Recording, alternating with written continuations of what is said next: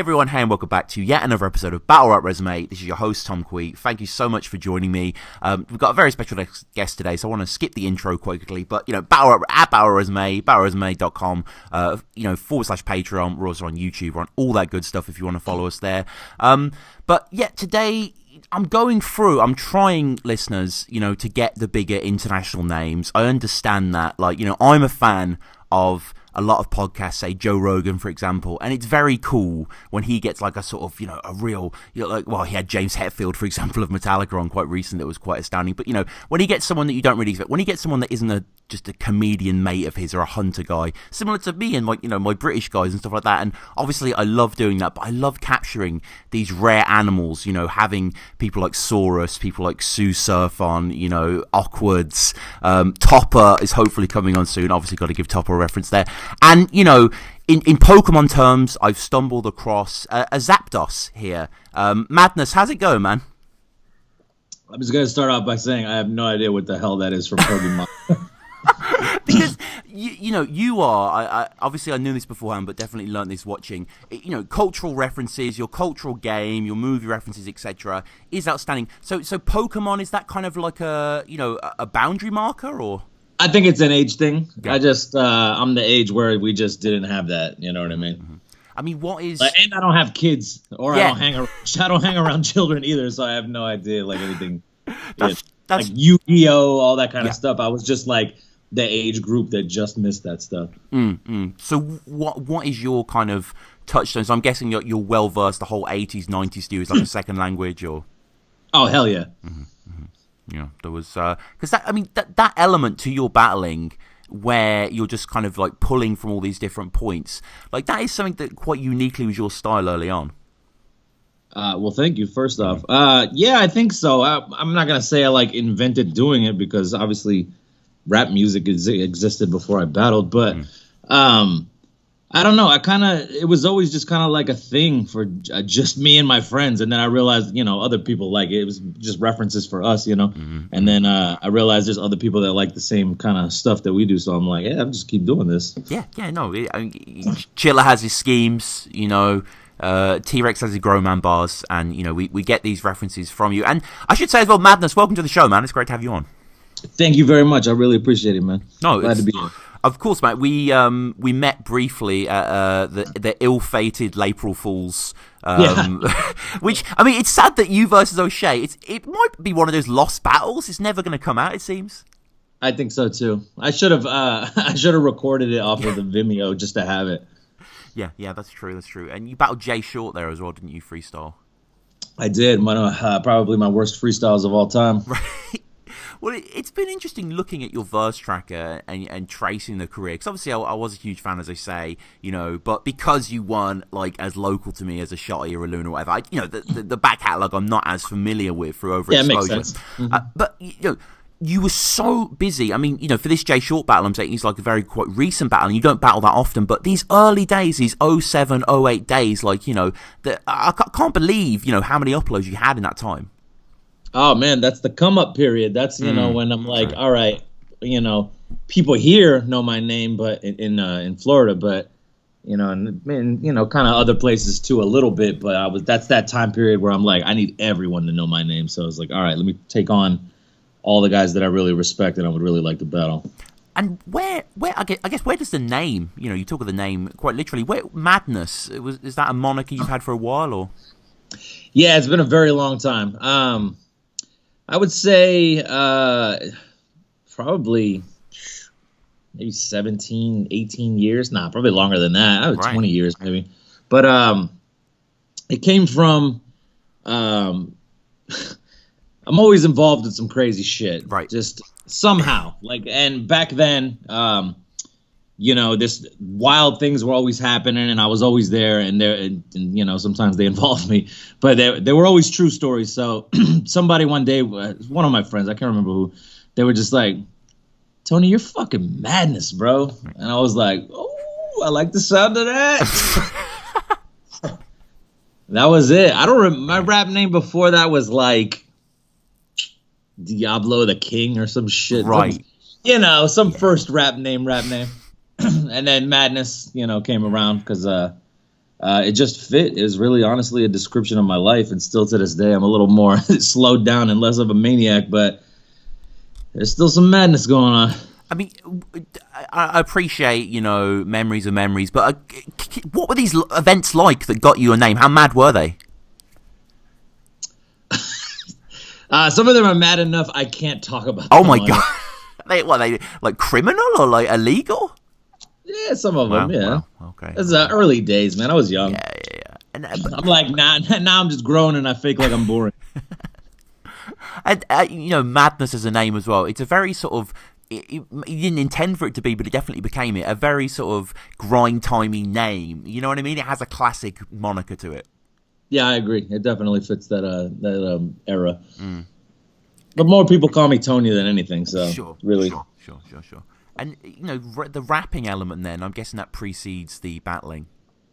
Absolutely, yeah. I was a rapper first. I mean, I'm still a rapper. I love making music. I love battling, but battling, I'm more just base it around my personality, you know what I mean? Music, you can do anything with.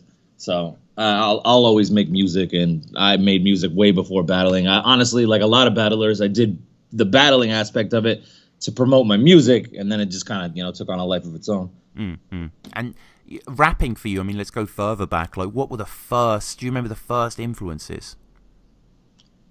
Oh, well, I'm 35, man. Right, so let's go there. I'm no spring chicken anymore, but I lived through which no one will ever convince me. I lived through the greatest era of rap, in history.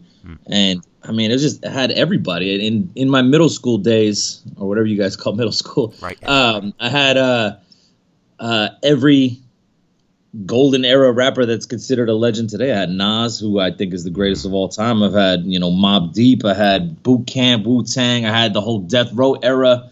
It's just all an influence. Plus, I'm from Florida, which is the Southeast. So it's like I'm not from New York or California, which were the height of, both pinnacles of rap at that time. And there was really no Southern rap per se. Dudes kind of rapped like you were either from, New York or California, really. They mostly rap like they were in New York because I live in Orlando, which is a transplant city. And most people here are from the North. Even my family moved here from the North. And, yeah, man, it's just I always loved Nas, man. I love Scarface from Ghetto Boys. Scarface. Let me see my top five. It's probably Nas, Scarface, Ghostface, who I think is like one of the best beat pickers of all time, and Ice Cube, and Big Pun, of course. Big Pun, man. Every battle rapper says Big Pun. His debut, Capital Punishment, it's a fucking masterpiece. I 100% agree. Nobody rapped like that. The Dream Shatterer. That song is like, I would urge any fan who likes battle rap and likes bars, you have to check out Big Pun. The guy was a genius.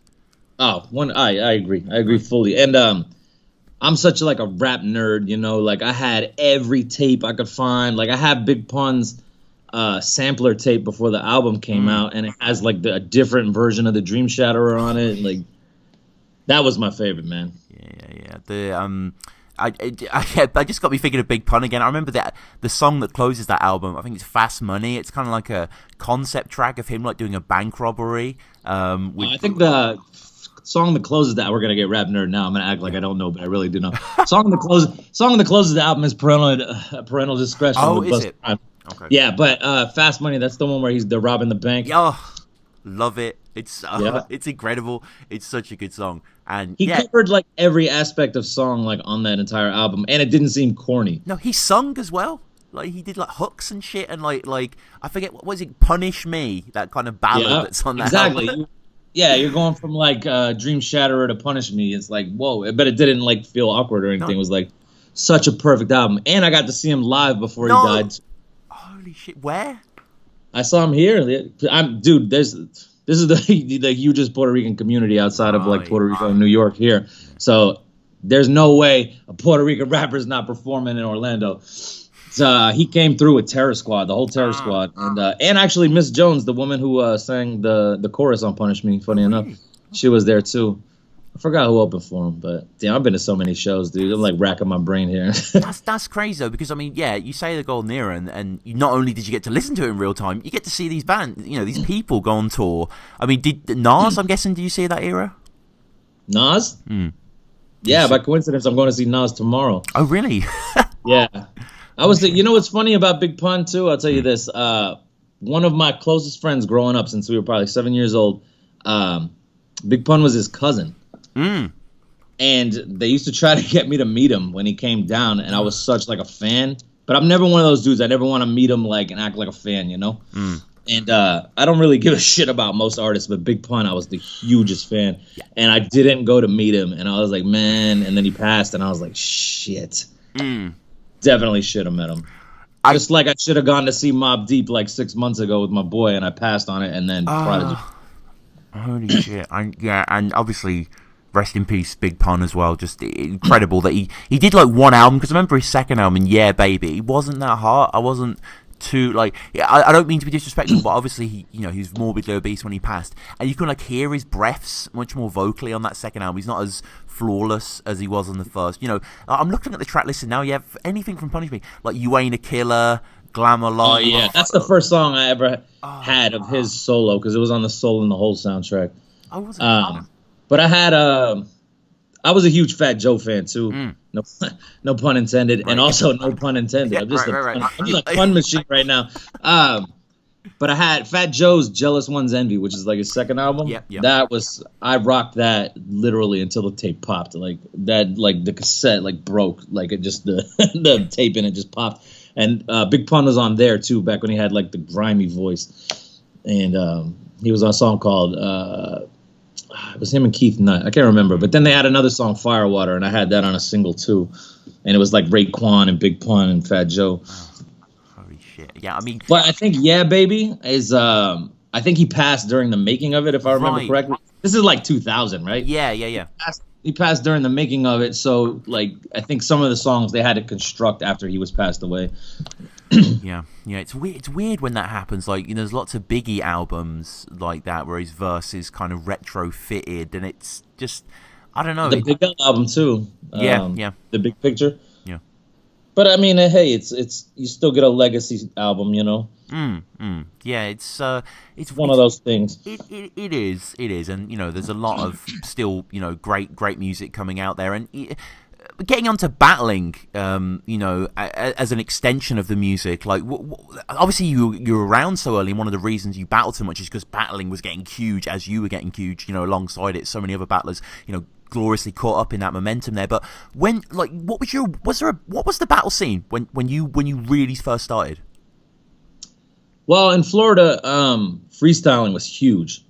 Like, there was huge events for freestyling. There was the Pro-Am in Miami where people would come from all over, and they'd have like b-boy competitions and then an MC competition, and they'd have, everyone was just trying to throw freestyle battles. This is like in the early 2000s, and I could always freestyle just because I was a rapper or whatever, and you kind of, a lot of rappers, you shape your flow around how you freestyle and stuff like that. And like I said, it was huge at that time, and so I was like, to my boys, I was like, yo, I used to battle dudes at school, and I would just like mop the floor with everybody because I was like the only one that took it seriously. This is like a time where not everyone rapped. Yeah. Like, if you find other dudes my age, you could ask them, like, there was like 4 rappers in your school, not 400, you know? Right. And I was just, not that I'm the man, but I was just way ahead of the other guys for the most part, as far as like performance goes. And I went to college, and like the third day of university, I'm sitting in like the student union with my boy, and this dude walks up. Shout out Santiago Skills, who eventually became a good friend of mine. Right. He walks up, and he's like, yo, you guys look like some hip hop dudes. And I'm like, yeah. And this is a time when I'm still like, just like a fucking like street type dude, like an asshole. And I'm like, yeah, bro, I'm rap. He's like, you know what I mean? And he's like, screenplay. He's like, we got a freestyle battle tomorrow outside, the student union. And I was like, all right, yo, I'm gonna win that shit. Right. And he's like, okay. I was just such a prick. But so they did it, outside, basically in like a courtyard in front of the university student union. And they had a DJ, and they're playing like, this is like 2001. They're playing like old school hip hop. So it was a cool vibe. And then they're like, all right, we got a freestyle battle. And I get in there, and I'm kind of, I'm a little rusty at first, and then I just breeze through everyone. And then, and then I won money, too. And I was like, that's when I realized, oh, I could really do this. And then eventually just started entering every freestyle competition I could go to. And I had been to ones before that. They threw some ones here called The Quest, and but then they eventually got shot up, and dudes got their face cut on stage and all that shit. So they had to shut those down. So I didn't get to enter those. But then I eventually just started entering every freestyle battle I could and winning a lot of them. And this is a huge staple here in Orlando. There was a thing called the Hush Show, which is an acronym. It was hip hop's underground safe haven. Right. And they also used to throw it at the University of Central Florida. And basically, it was like a variety show. I don't know if you're familiar with the Tourette's Without Regrets type of situation.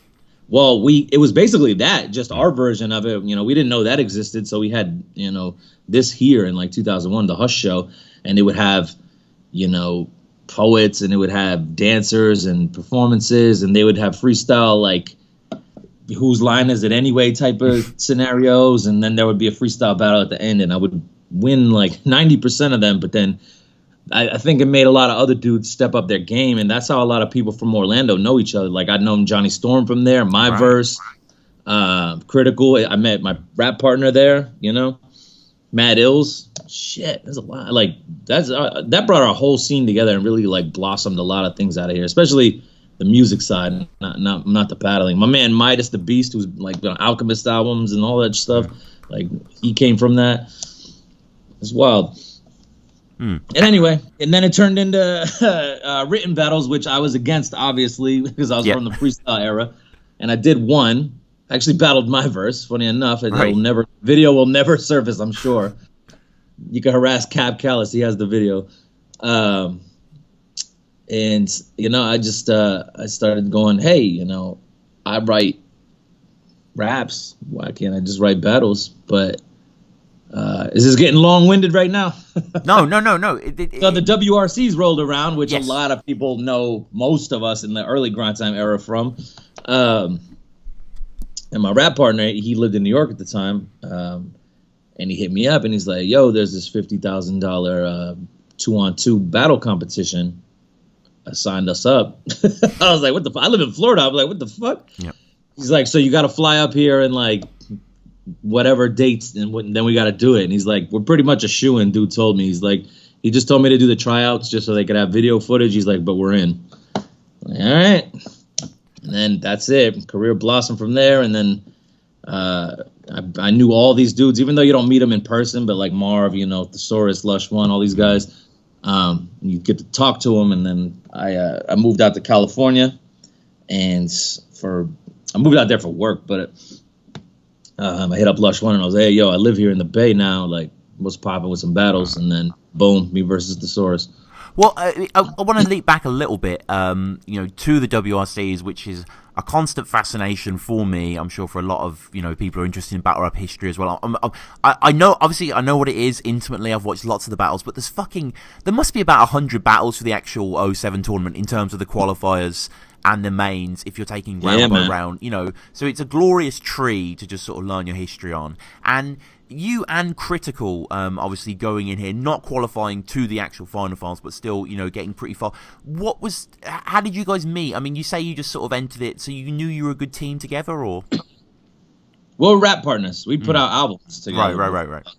So it just kind of, worked out that we're also both freestylers and battle rappers.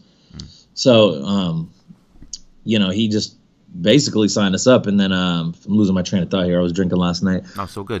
You signed up for the tournament. You got bodied a few times. You won. Yeah. Well, he did the tryouts as a single battler versus 2-on-2 teams. Right. And he just he got busy. I mean, I don't know if it's all these freestyle battles look good now compared to how people write, but at the time, a lot of these were very good. I used to think Anecdote was so fucking dope, and he still is. But the WRCs are the longest day. I'd say this every time. The longest day of my life. Right. I think any I think every battler from the WRCs would tell you that. Yeah. I think we were there like 15, 16 hours or something, 20 hours, something ridiculous. Enough to have breakfast twice. Right. And, I mean, why were they so long? Because there were some battles, but was there just lots of delay, or? Nah, I think that it's like they just didn't understand, like, or Harry or whoever was in charge. I think it was Harry. I think they just didn't understand the mechanics of, like, how rappers work. It's like, hey, we like the production, we need this, and we have this allotted time space. But you got dudes coming up with raps on the spot, you know what I mean? And you like just standing around for hours, like, it's brain power on our end. It's not like we have these raps prepared and we're performing back to back. Like, it's just, I think they missed that aspect of it. So it was like, it should have been broken into like days or something like that. But and it's very cool that you battle in really one of his earliest uploaded performances, Disaster. You go up against Cyanide and Disaster. What do you remember about battling Diz? That was the first time I met Diz. Yeah. I remember being like, who the fuck is this loud ass dude? Right. Like just outside of the battles, you know what I mean? And he's outside smoking weed out of an apple and shit. Right. And I remember just thinking like, yo, this dude's coming from the West, like being loud and like in your face to everybody. And like, I was like, man, I gotta fucking get at this dude. And obviously, I mean, you just knew the star quality was there. The dude's got the presence, you know what I'm saying? Just the way, even the way he freestyled is just, he's got the whole room's attention, you know? But, I mean, after that, then we got to know each other, and, Diz is my man forever. I just saw him, like, at the Bodied premiere, and we were talking about it. yeah, Matt, we need to get to that, because that's so fucking exciting. Like, at this point in history of us recording it, it was just premiered in Toronto, and, like, got the Midnight Madness, didn't it? Yeah, it did, yeah. It debuted it debuted as a movie, and it opened the festival, which is huge, because it's, like, I don't know, the number 2 and number 3 like largest film festival in the world. Yeah. I mean, teasers, but we will definitely get to that because it is sensational, as I say. And moving on, a lot of people point to one of the defining battles of early sort of battle rap in general, West Coast battle rap. You versus the Saurus. What's up, Ray Liotta? What happened? You get dragged by a baby stroller and dunked in the ass of the 80 sodas? As a kid, he was the only one allowed to play with cobras. And if his cheeks could speak, they'd scream, please shave me slower. Ouch! I'm surprised you even know what a beat is. Man, your songs would be the shit if you could somehow make them speechless. You see, bitch, I'm you, the better version. Yo, I slapped him and the oil that came off of his face was extra virgin. Was this like their first proper event, like a cappella? It was, and it was the first time I had been around that many dope battle rappers at one time. I remember that, and it just gradually got better. I remember, because it opened with Dirtbag Dan versus the Coroner, and I remember... The Coroner, yeah. I remember telling Dirt, because... Dirt's the homie, and I lived in San Jose, and he was basically essentially like one, my neighbor, city neighbor. Shout outs to Skylar G as well. Skylar's the first dude I met like out there through Awkwards. Coincidentally, I was trying to record music, and I was like, hey, can you link me with somebody? And link me with Skylar, and we were just instantly friends. And then I met Dirt. Obviously they were in the same group. And I remember convincing Dirt, like, yo, you should do this shit. Like, fuck it. Like, I'm battling Thesaurus at this thing. There's other battlers. It's gonna be like an event type deal, and like. So he came down, and I remember just standing around. I didn't know any of these rappers really in person. Like, I had battled Thesaurus, and, we hung out a little bit in Orlando. I had battled him at this thing called Lounge Battles, and we were in the finals together. And then this was kind of like a pseudo rematch type of situation. And I just remember, like, I started off with Dirt in the corner. Dirt's, mostly freestyling, but it's still good. And then just every battle back-to-back, Reverse Live and Tantrum, like D-Lore and XT. I remember D-Lore just bodying shit. Frank Stacks, that was the first time I met Frank Stacks. Yep. Like, it was just, what an event, man. Illusion Z versus Pass. Illusion Z and Passwords. Yeah. FLO and... Subverse, yep. I remember FLO being there. Who else? It was Frank Stacks and S-Rock, rest in peace. Rest in peace, XT also. Holy shit. Right. Well, yeah, it is, and it's kind of a crowd just pretty much made up of legends as well. There's not many people there, bar the battlers and a few fans, and it just because it wasn't like a thing yet. When it was over, I think all of us knew it was about to be a thing. Yeah. Like Grind Time existed. Grind Time's actually from where I'm from, here in Orlando. Yeah. And I remember Direct used to hit me up all the time and try to get me to battle. And he's like, I'll try to do this. I'll try to get you to battle Nems, like all these things. And I was like, nah. I was kind of over it because I did the WRCs and I did a bunch of freestyle battles. And at the time, freestyle was dying out. And I was like, nah, I don't really want to battle no more. And then I moved to the West, and it's like a whole different like vibe. And it kind of got me back into it.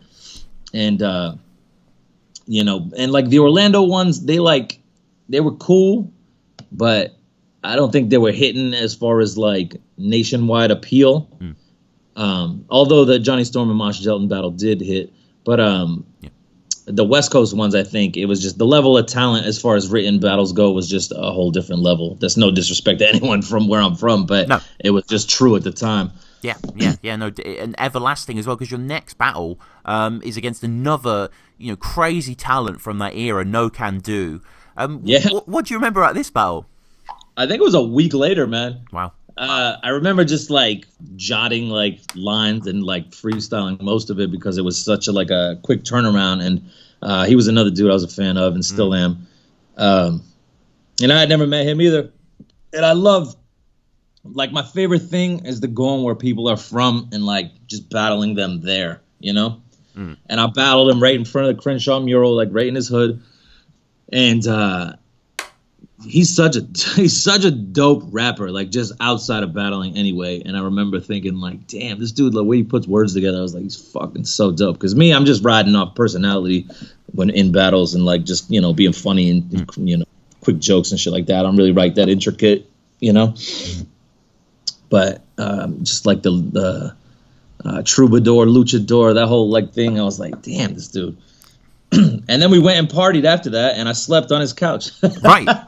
Yeah, because I lived in the Bay, so I had to drive down to LA, which is like 5.5 hour drive. And he took me to like this 3-story party, and I was just and then I hung out with him and Intuition. Who else? SP was there, I think. Cool ass situation. Yeah. I slept on his couch, and in the middle of the night, his dog came out and tried to murder me. Holy shit! No Can's hound, man. He goes, yo, he's like, my dog's gonna try to attack you. I was like, all right, you're thinking whatever, and then like, man, his dog really was like trying to consume some flesh. Right. Holy shit. And No Can Do now, he's like, I think one of the marks of him being I realized he was quite a huge rapper. I don't know if you're familiar with the Needle Drop, the music reviewer on YouTube.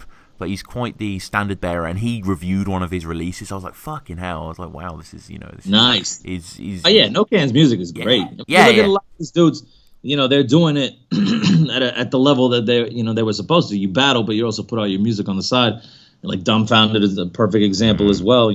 Satire's music's dope. Ilmac's music's dope. Marv One, and et cetera, et cetera. Like dudes, getting their music out there. But yeah, No Can stuff took off, and plus his whole album of like breakup songs is really good as well. And going from the brilliance of No Can Do to the ignominy of the homeless crackhead, what is this battle? It's just called the homeless crackhead versus Madness. I've not seen it, but I mean, talk us through it. How did it happen? Well, this would be Battle of the Bay 2, which they did in like Mosswood Park in Oakland. Which is a well-known park in the region. And I wasn't battling, so I tried to not be on every event, So I would do one and then skip one. And I went down there, and since I'm not battling, I had on the flyest black and white flowered shirt ever in existence. Right. And I just brought a bunch of beer down there, and I was just getting hammered while watching battles. And eventually, it was in kind of like an amphitheater type shaped area in the park, and this homeless guy just comes up, and I'm not one to shy away from conversations with anyone, right? And I'm a little drinky at that point, so I was like, this dude starts yelling things, and I just start rapping with him, and then it just turns into a thing, I guess. Well, yeah, you've sold it, and I'm definitely going to check it out. But it's just one of those things when you do the episodes, you find them on Verse Tracker, and I've been meaning to watch it. But one of the ones it's on Verse Tracker. It is. Yeah, it is. That's hilarious. Not a real battle. It's like me drunk dancing with someone who's like twice as drunk as me and doesn't live in a house. It's got 73,000 views actually, which is get the fuck out of here. Yeah. It's that's ridiculous. Shout outs to Battle fans for watching that because that's outrageous. That 99% of my life is that without being filmed. Right. This is uploaded on Underground Sessions channel, and the next battle. This battle's got 548,000 views, so this is considerably more popular. You battled Iron Solomon. Yo, I ain't got a rap to this herb, and his glasses is so thick when I speak he can see the words. Shit, I spit adjectives and verbs. Coming at this, ain't nobody touching madness, you heard. Listen, he's a fag and a whore, and his titties got dirt stains from dragging on the floor. Shit, I keep going about this, you better hold on. And because of his stomach, I guarantee he gets his roll on. Shit, we could come back and miss the madness. I'll be the one to pay kids the right faggot on your casket. I fucking come back. I don't even know my own timeline. I forget about all these battles I did. I did battle Iron Solomon, and that was also one of those situations where you didn't know who you were battling. It was still on the cusp of the end of the freestyle era, and he was so ahead of the game with the writtens, man. He was just on it. And Underground Sessions, man, that was dope. Shout out to my man Real Six and Pal. They were just like, they were trying to do like fill the void of like the missing smack era type of thing, you know, because there was nothing at the time really. And they brought, we came up to New York. They filmed in New York, and it was in like an alley somewhere in Manhattan. I can't remember where. And they were like, all right, we're thinking you're gonna battle this dude Iron Solomon. And I think he had just battled Immortal Technique or something. My homegirl who worked at Fat Beats, shout out to More, she knew him just because she was like, well known through like that Fat Beats community and all that. And she was like, yo, this dude's fucking dope. She's like, he's really good. And I was like, all right, cool, I'll battle him. And then I kind of just, it's another one of those things where you just throw together whatever you got in your mind at the time. And he just had like polished rounds that were just dope, I think he bodied me, but I still get people trying to tell me I won, and I'm like, you're retarded. You're retarded. I think it's just freestyle purists, because I freestyled like 100% of that thing. Yeah, I just watched it today again before we went on. I have to say, man, obviously I'm a big fan of you. Iron Solomon did body you. He's crazy good in this. Like really, he is. You got this thing now where like every white battler wants to like try and discredit Iron Solomon and like Eminem. Yeah. It's weird, but he has a solidified spot in history, dude. Like he's fucking ill. He dominated in all eras, just like the Saurus. It's the same type of situation, except Iron Solomon somehow crossed between both worlds. Like he was like that white dude that like was like killing it in smack and killing it in like the scribble jam, nerd side as well. Yeah, you're right, actually. Yeah, and it kicked straight into it. You're not a tough guy. You should be asking if he wants an upsize. You kind of go for the McDonald's thing. I mean, talk to me about like performance. Like when you're freestyling, what is it because I can't freestyle at all. So what is kind of going on in your head as you're performing? It's hard to explain because it's like chess in a way where you're already like 6 moves ahead of what you're saying at the time, Mm-hmm. So you're like, it really, it's like freestyling is muscle memory. Like you just create a mental Rolodex of like every word that rhymes with every word, every phrase that rhymes with every phrase. So you kind of you're just pulling from muscle memory. Like, like just up, this upsize. You're like, all right, what I know that rhymes with upsize, but it's all happening within a quarter of a second, pulling these out. And, my goal is always to just make fun of somebody. I always treated battling like, which I do in real life anyway, like I'm at a party drinking and I'm just shitting on you in front of everybody. Like that's how I always treated battling. And, you've got to, as you're freestyling, you've got to sort of flip what's around you. You flip his hat. On his hat, Madness, it says LA. Do you remember what you said it stands for? Loose asshole. I remember that. Loose asshole, yeah. Hey, you gotta go for what you can get in a split second. No, I'm just curious if you recalled it. Yeah, it is really funny. And the crowd, I don't know if you remember, throughout your round, throughout the entire battle, they're really rowdy. They're really enjoying it. Oh, hell yeah. And there was a crowd full of just like hood-ass dudes, too. It was like, they were all basically on the street battler tip, It wasn't really like catered to someone they were battling against. They kind of were just like kick ill verses, about just whatever street shit and whatnot. And I came in and just basically turned it around from what they had done. But I will say this. I had the groundwork laid for me because Critical, my partner, he had done the first underground sessions, and he battled a dude named Shirt and Tie, who Iron Solomon eventually battled.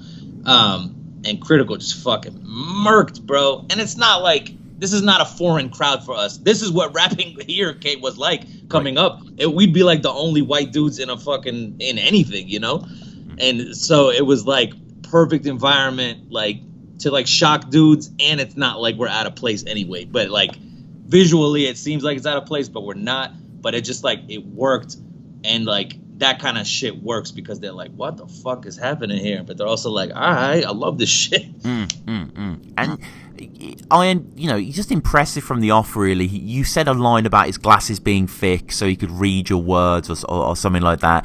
And then he flips it to quite an odd place where he's like, my glasses are thick, because I can see your mom on Mars with 5 Martians giving cock to her. And it's just like, that kind of out-the-box work, comprehension. No disrespect to Iron Solomon, but I think that was one of those back pocket rebuttals that he probably used before. Okay. I almost want to say he did use it before. He says you look like Turtle from Entourage. Hell yeah, I did. Were you an Entourage fan? Yeah, man, without a doubt. Yeah, I haven't watched it for many years, but I watched sort of the first 5 or 6 seasons. And what was it, Vinny Chase? Good memories. Oh man, Vinny Chase and the Chasers.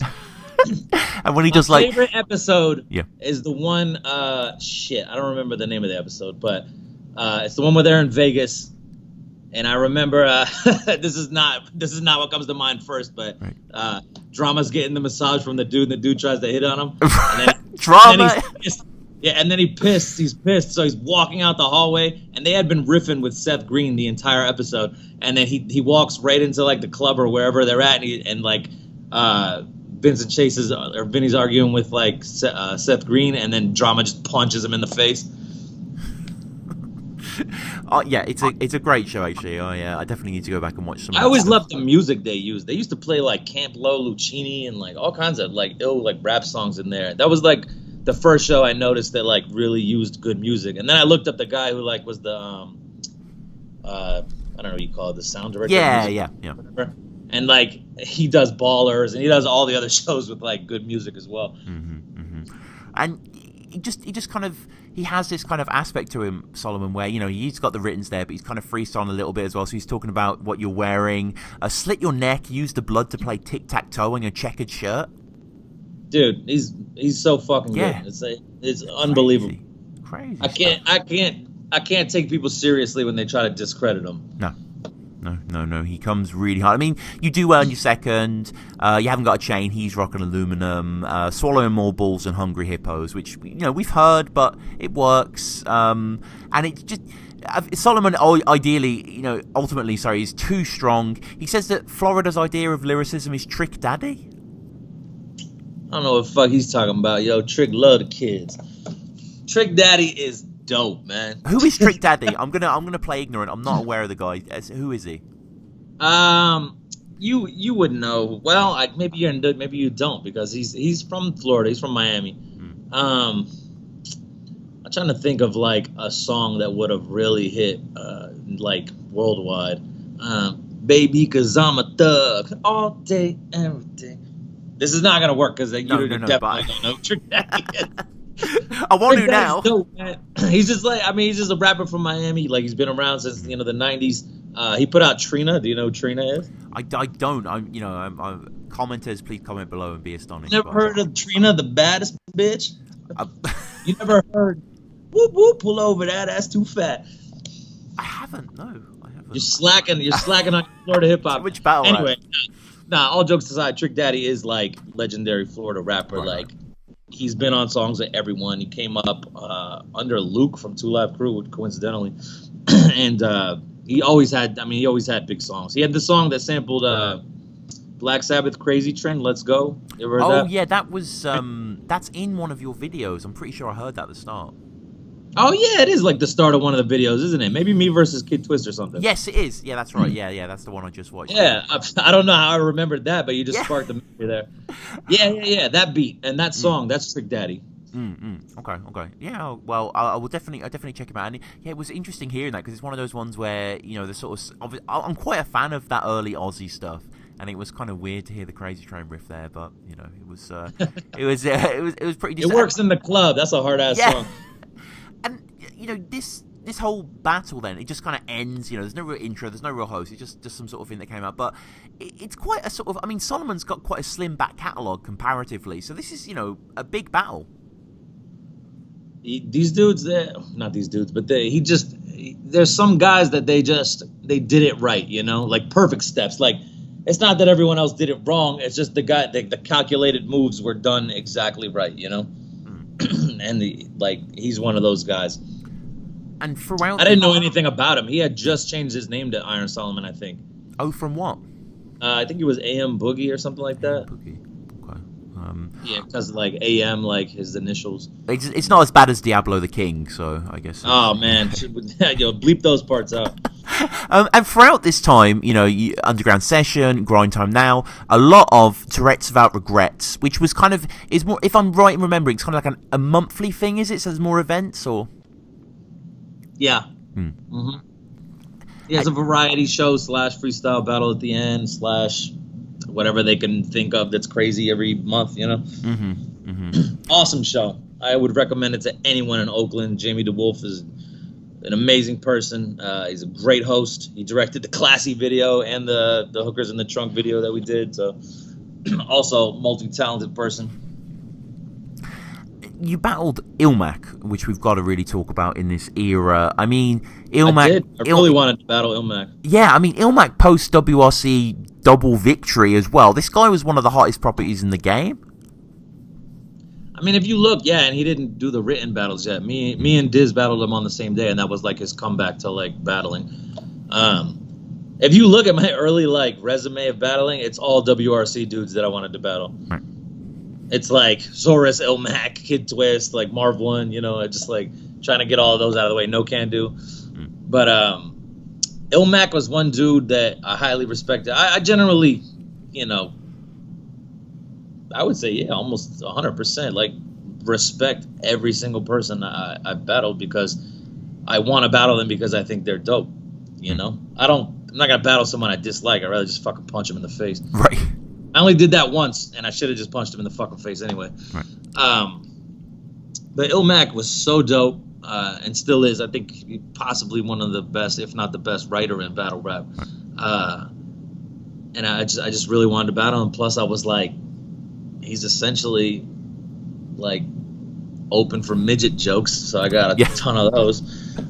I think I just like majority of my material is just short jokes because like fuck it, if it works, it works.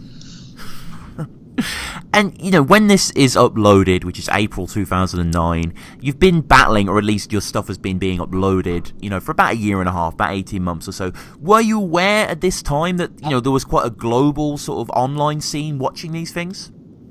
Yeah, after the WRCs, I was pretty aware of, like, how global it was. I think that really opened a lot of eyes to people. It was on TV here. Like, right. There was Comcast Cable, which is a prominent cable company in the United States. They had on-demand channels that just had like the battles on them. I didn't even know. I didn't have Comcast. That's not like, they're not that big where I live. And people would tell me like, yo, did you know like your rap battles are on TV? I was like, what the fuck? Yeah. No. Yeah, I think Saurus mentioned that. I can't remember who he said he battled, but it was like one of the highest viewed things on demand as well. And it's kind of all these viewership, that isn't counted by YouTube. And, you sort of were so busy battling here. Like, it's quite crazy how many battles in like the space 2 years, as you mentioned earlier. We get to the next one against High Collide. What was the choice to rock the suit? Coming home, was like, all right, I haven't, as far as like this new grind time thing goes, I haven't done one at home because I live in California. And I was like, you know what? I gotta like come home and really like just, basically look like, not like I'm the man, but like welcome me back type of shit. So I was like, you know what? Let me look good for this. Plus, I always had suits. Like, I'm just Mr. Business like that, right? Nah, I'm just fucking with you.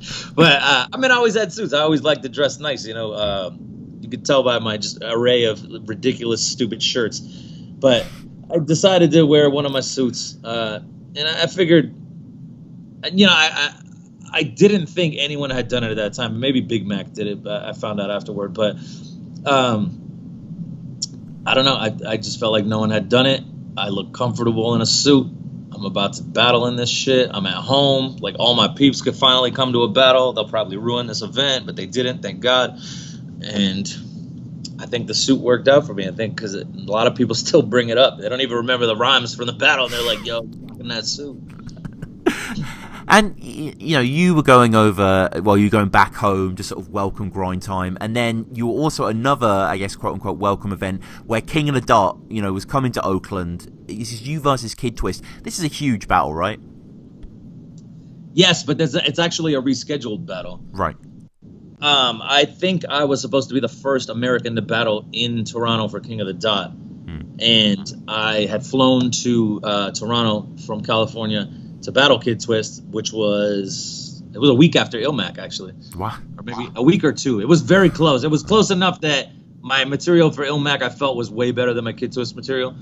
And I got to the Canadian border. I'd never been to Canada before, and they hit me with the, have you ever been in trouble with the law before? And I was like, no, I haven't. And the guy kind of looks down at the papers in front of him, or the computer in front of him, and he's like, are you sure? And I was like, yeah, I've never been in trouble before. And he's like, he just gives me that like finger, like, I'll be right back. And he comes back and he just has like a stack of like all my arrests ever. And I'm thinking, how the fuck do you even have this? And it turns out, which I found out after I got denied access or entry into Canada, is that because they're on our border, they have basically our federal guys in the same building, and they can just go over and ask for any records of any American. So every other country I'm fine, but Canada, they can see everything. Even things that are expunged off your record and not supposed to exist, they see it all. Even ones that, not to sound like a true criminal here and shit, because I'm not, but even things that you got charged for and that got dropped, that you didn't even have to go to court for or trial or anything, they can still see it all, which I thought was ridiculous. And then he goes, well, you lied to us. And he's like, so we're going to deny you entry. And they basically booked me on a flight immediately. They had an armed guard walk me back onto a plane, like, and then just sent me to New Jersey, and I had to sleep there for the night before I could go back to California. That's crazy. That's fast, yeah. man. So anyway, me versus Kid Twist was supposed to go down then. I think he would have just murked me because I rewrote my material obviously for the second time or the first/second time we battled, and it was at Battle of the Bay 5, but it was a King of the Dot battle in Oakland. It was the only one of its kind at that event. Yeah. Forget the bunker or anything else that had ventured south. This was the beginning. Your age is marked as 407 here. Yeah, 407 is the area code for Orlando. Right. Okay. Yeah, that's Orlando/Kissimmee. I'm from Kissimmee, which is essentially South Orlando, but that's our whole area's area code. Let's talk about Orlando for a moment, because as I've been there, as I'm sure I know you're tired of this, but I'm just curious. I've been there for Disneyland, etc., and I've always wondered, is there this chip on your shoulder, or does it just not exist in your head? No, it's its own thing. If you stayed there, Disney is literally its own city. It's called Lake Buena Vista. and it's not connected to Orlando or Kissimmee or anything. It's like it's just off on its own land. So really, we're in the city life day to day. We don't really come across Disney unless you're like going to Disney, So it's not really part of the city like that. But like the cultures here, especially the tourists who can't drive for shit, right, always causing accidents. But Universal though is in the city, and I live right behind Universal, coincidentally. Oh, do you? But, yeah. The Islands of Adventure. I'm like right behind it. But nah, it didn't really doesn't really bother you. Plus, it's not like it's not a negative thing that you have cool ass theme parks, and it created jobs. Like my first real job was like Animal Kingdom. Animal Kingdom hire anyone. I love Animal Kingdom. That's my favorite park, definitely. Yeah, I worked in like a barbecue restaurant there when I was like 16, man. Did you see any fucked up Disney shit behind the scenes? I mean, yeah, you just everyone that works for Disney is just like a grimy person because, like I said, they'll hire anyone. They'll hire crackheads to work in the dish room and dudes to be doing crack on their break, like out back. One thing that did happen though in Animal Kingdom, which I'll never forget, it was so dope. They had they had to lock us down early in the morning. It was probably like 6 in the morning. I had to come in, because a restaurant you got to prep early and shit. And they had to lock us down because a panther had gotten loose in the park. Oh shit. But it was like not a panther from the park. It had like broken in from the outside, to hang out, to hang out with all his homeboys, like locked in prison. I ran into Susan Sarandon one time too. That was dope. In Animal Kingdom. Yeah, actually ran into her. Like I was moving fast and ran right into her by accident. And I was like, "Oh shit, excuse me." And I was like, "Oh, you're Susan Sarandon. Nice to see you." Who else was up in there? Sofia Vergara, wow. Yeah, man, always been hot. And I'm Colombian, so I always knew she was way before she's popular now. Right. And she's always been legendarily hot, and she is in person too. She holds it down. Oh yeah. Tyra Banks was up in there with no makeup and possibly one of the biggest heads I've ever seen. They love their theme park. Yeah, I mean, for people who are not aware, Animal Kingdom's kind of like the sort of Disney zoo to a certain extent, with sort of various theme park elements, and it's kind of cool actually because it kind of explores animals as a whole. So it has kind of the sort of Asia, Africa stuff, and then it has dinosaurs. Yeah, it is a dope park. Yeah, they even have the dinosaur section or whatever. Yeah. I don't even know what that section's called. Dinosaur Land. I think it's Discovery that's the Land. Most generic name Yeah. But they have the Avatar thing now. Yeah, is that open? Yeah, it is open. I haven't gone yet, but I need to go down there and check it out because it looks amazing. Yeah, it does actually. I mean, what are your thoughts on Avatar as a movie guy? Are you a fan of that? Here's the deal. So, Avatar, I watched it again on the plane back from London, actually. Oh, right. After I met you, I watched it on the plane back. I saw it in IMAX 3D, fucking 11 out of 10 experience. Mm-hmm. Beautiful movie made exactly for that experience. I think if you didn't see it that way, you may think it's just it was cool, whatever. In IMAX 3D, it was phenomenal. Because I did see it again, regular after that, and I was like, oh, yeah, it's still a cool movie, and it still holds up. The visuals on it are still perfect. But in IMAX 3D, it felt like you were. Did you see it that way by chance? Yeah, I did. I had the same experience. Yeah, rewatching it was still good, but I think it was that initial rush of that world that enticed me. Yeah, you felt like you were on the planet. I had never seen a movie with that kind of experience in the theater before. And I think, James Cameron's a genius. Everything he makes is so, well thought out. Even with this Pandora in Animal Kingdom is just, slowly inching you back into caring about Avatar again before it comes out. I need to go there. I haven't been to Disney for many years, but it would be fucking awesome to go to those sort of places. But Kid Twist is who we're supposed to be talking about, and shout out to Avatar, Kid Twist. It's an odd. I can't really think of some connection there, but you talk about his battle with Fresco. Did that happen the day before? It did. Yeah, he battled twice that weekend. Yeah, because he was. essentially his main battle was Fresco, right? And then me and him was the rescheduled one. So he was like, well, I'll just do them both in the same weekend because I lived in the Bay, so it just worked out that way, Yeah. But yeah, he battled Fresco day 1, also a phenomenal battle, and then me on day 2. You wanna talk about my losses? You funny whack bitch. I should slap you with a fucking hollow hand because you don't know jack shit. Listen. Hey, yo, in Canada, gay marriage is legal. So to them, I seem type deadly. Bro, I'm just glad I was the first real man y'all ever denied entry. Listen. Hey, yo, and for heaven's sakes, why don't you go get those metal legs? Because how could you beat me? Especially when you stand next to walls in your black jacket like, how could he see me? You call him Fry from Futurama, which is so accurate. I thought it was pretty accurate at the time as well. He even had the same hair and everything. Yeah. He's a Jewish rocker who confused his music genres. Yes. American Michael Myers to the Canadian one. Like, that sort of Battle of the Bay crowd, to me, watching it back, seems one of the GOAT battle rap crowds. To me, like, I don't battle that much anymore, so I haven't been around some of the newer crowds per se. But I've been around 99% of them, and I would say that Oakland crowd at those events is probably the best crowd of all battle rap. Yeah, just everyone seems so happy, so attentive, really powered up in their experience. All the hosts are interested, it is just a perfect thing. Also, that event I think is the best battle rap event of all time as well. Of all time. Okay, yeah. There was some all-time classics that went down there, no doubt about it. I mean, what are your favorite battles from that event? Shit, man. Saurus versus Ilmac. Of course, yeah. Was it Passwords and Hollow? Was that one too? No, wasn't that the New Year's Eve one? No.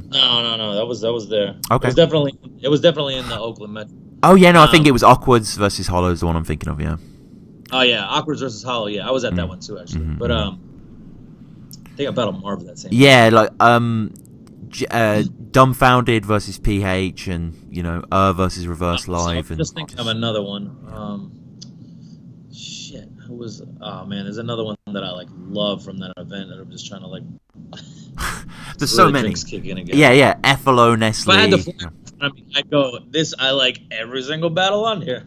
Yeah. No, of course. I mean, Arsenal Conceited. That's Arsenal Conceited, of course. Yeah. That was the longest battle I had ever seen, and it was so crazy. Yeah, that's insane. You talk about in your second, Kid Twist sounds like he grew up in a house where Andy Dick was both his parents. Yeah. I had to bring back the Andy Dick reference for the our recent battle at the Body movie premiere. Right. Yeah, it's timeless, really. No matter what, that'll always be. You say he acts like acting like Christian Bale on set, but the closest you come is having the machinist body. Yes, that's for people who would only get it. Yeah. Oh hell yeah. Yeah. That was. I've actually seen the movie. I'm aware of the image of him. Well, not even that, but Chris, do you remember when they recorded him on set, screaming at the God! On the Terminator film, wasn't it? He was like a proper dictator. Exactly. Yeah. So I'm, essentially just saying you're trying to be yelling and all that shit, but really you just have the body. I don't know if you remember your third round. It's one of the best rounds I've seen from you. Incredibly cutting. Thank you. Yeah. First of all, it's is that the Theodore, Simon, Alvin? Yeah, John? you're sort of you've got this dual argument throughout the round of being on a scale of life. You end it kind of sums it up. Being fat outweighs being a faggot every time. Yeah, that right. 09 shit. I think it just applies to every battle. I was you guys could say whatever you want. I'm doing all right. Yeah, Kid Twist has a good third as well. It is crazy that this is his second battle in 2 days, going against such a caliber of opponents as well. This is, forget the lines of coke getting snorted. This is the most weight Columbia ever exported. Oh, man. He is one of my favorites, of course. But he's an identity crisis stuck between being a dirty Chico and a Jersey Guido. Yeah. That's the most accurate description of me anyone has ever said. I'm just So like as a Colombian dude that most people think are like a New York Italian or something, like it's so perfect. Yeah, you said Critical's all right, but the other 3.5 dudes suck. Yeah. And my boys, I told him too. It was like my boys that like sometimes I'll kick a joke, I just make a joke while we're hanging out, and they'll go, "It's Tony Gomez. He thinks he's funny and hopes we notice." Yeah. That Kid Twist has that snark, that accurate precision that always pays off. You know, he always had that sort of screenwriter's idea, like he knows his goals and he knows how to get out of them, and he's inciting. He's one of the best ever. Yeah, no, hands down. You rep FL, Florida. You rep FL, cross failure with a loss, and you get FL. Which again is just very aphoristic, very very well written. He's well thought out. Yeah, no, completely. Next battle we have to talk about. Very very exciting that you came over to these dear shores. This battle was actually uploaded on the Don't Flop channel on Christmas Day 2009. This is versus Coolez. Talk to me about Don't Flop. Like, obviously you knew all these WRC guys, so you must have known and Archaic, but were you following the rise of the league overseas or? Yeah, absolutely. I could see the forest through the trees. I knew all these things were going to start coming up. And I love traveling. I always traveled even way before battling. I always just try to see the world because, I've almost died in multiple situations. So I was like, I should probably do cool shit just in case I actually do die. So I've been trying to travel as much as I could, and which is the same thing with King of the Dot. I was like, no Americans are going over to these battle leagues. Like, I should get on this. So then I convinced Dirtbag Dan, yo, we should do this. And then we threw an event where me and him battled, and then we raised money to go over there because leagues weren't paying you obviously back then. It's still on the come up, and I knew who Coolez was through WRCs, and I hated his personality in the WRCs, and I really wanted to battle him. And talk to me, was this your first time in the UK or? Yes, actually it was. Yeah, I had never been to London. I have family from London, but I had never been to London. And what's your lasting impressions of coming over to this dear island? Oh, I hate it. What? Because okay, so for instance, I've been to Orlando, kind of where you're from. I appreciate you're not, exactly pinpointing it, being a bit broad there, but it is an incredible life out there, just in terms of the weather, in terms of the. I hate it. I don't hate it. Let's be clear, just Londoners don't hate me. I don't hate London. I actually do hate the weather here, though. Right. It's hot, and, the majority of the year, you're just sweating. You can't go outside. But London, I had never been, and we came in December, which it was winter, and it was the most snow you guys had in 10 years. Right. And as a Floridian, it doesn't snow here ever. So that was a really cool experience for me. I was just I told my cousin, I was like, yo, let's go walk around in this shit. So I just had a winter wonderland at my fingertips for the first time in my life. I'd seen snow before in New York and stuff, but I never really got to experience it like that.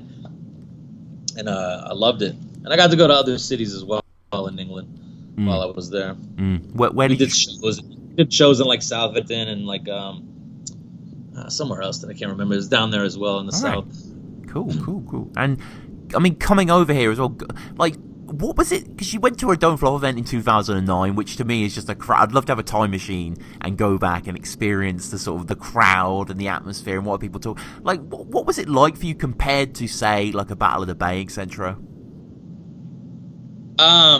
It was a really good crowd, man. It didn't seem off. It felt more of a freestyle event maybe. But Charlie Sloth was there, funny enough. I think he was judging, and it just, I don't know. I think invited every rap facet that he could find at that point, related to anything, just to come out. It didn't feel different. Obviously everyone has a British accent, but it's not that foreign to me. So I don't know. It was a good event. I heard that things have changed in the Don't Flop scene since then. Obviously, just like everything else that gains popularity, you get a bunch of people that are there because it's popular rather than for the love. But I don't know. It was a really fun event, and Dirt and O'Shea was hilarious as well. Well, mine wasn't really hilarious. It was more like Yeah, I mean, just beating up a dead person. But what were your thoughts? Because I mean, I remember Cruger versus Verb T. Cruger said something like, "You're a bigger waste of money than Don't Flomp on Cool Airs" or something like that, and like he was pretty terrible, wasn't he, in this battle? Yeah, he was pretty terrible. I think maybe what it felt like is that it did feel like he wrote majority of it, but he just like didn't try because he didn't think this would be anything. And it was. Oh, my man Stig of the Dump was there too. Oh. We were staying with him actually. I've known Stig for a long time as well. Yeah, shout out to Stig, man. Shout out to Stig. I was walking outside of like his crib, and there was a dumpster, and right next to the dumpster was all these old VHSs of like Aliens, Nightmare on Elm Street, like. And I was like, "Oh shit, I'm snagging these." Why were they there? Because they have different covers than ours. Yeah. I remember I watched just recently All Figured Out, you and Theo, when he came over with Critical. Oh yeah, the toy collecting shit, man. Just you mentioned those old school VHSs. Like, is that a thing for you? I know you're interested in the culture. Are you a collector at all, or? Nah, I don't really like. I do buy movies. Sure. But that's just, I think everyone knows that. But I'll only buy. I did have probably like. This is before Blu-rays. DVDs, I probably had like 600, and I lost a lot of them in like a storage unit, and so I've just been rebuilding like Blu-rays. But really, I try to get like the ones that have like a rare cover or like a steel book or something, you know. That's what I collect for the most part. And how sprawling is your collection of movies? Probably like 300 now. Okay. It's not too bad. Yeah. Essentials, really. Sure. Yeah. Now just and TV shows that I like, but like box set TV shows. I mean, talk to me about favorite TV shows, top 5. Well, I think there are 4 interchangeable shows that anyone could say are the greatest show of all time. Let's go. And you can't be wrong. It's The Sopranos. Oh hell yeah. The Wire. The Wire's the greatest. Yeah. Breaking Bad. Love it. And Game of Thrones. I think if anyone's that's the greatest show of all time. Any one of those 4, you could be like, yeah, okay. Yeah. For me, let's see. Greatest Sopranos was my favorite forever.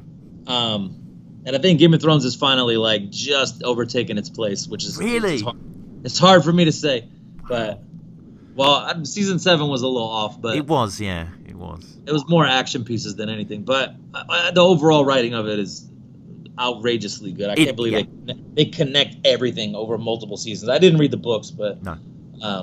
Just the way that everything is connected and every single piece matters, you know. Yeah. The Sopranos, The Wire.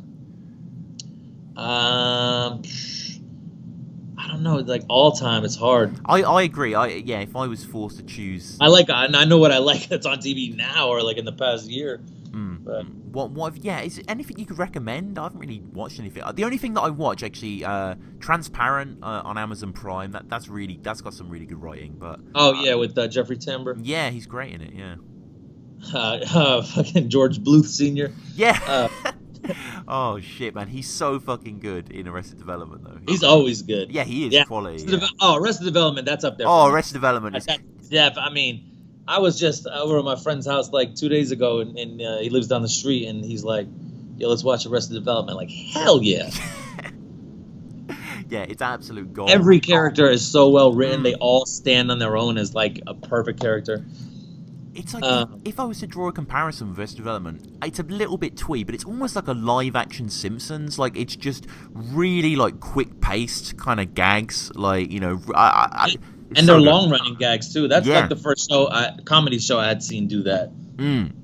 Where like just the same joke reused and then reused by other characters too. Like that's just good shit. Like even the chicken, like how they all dance like the chicken and they don't know what. And then it eventually gets to Michael going like, "Has anyone in this family ever seen an actual chicken?" Like, Tobias is amazing as well. It's.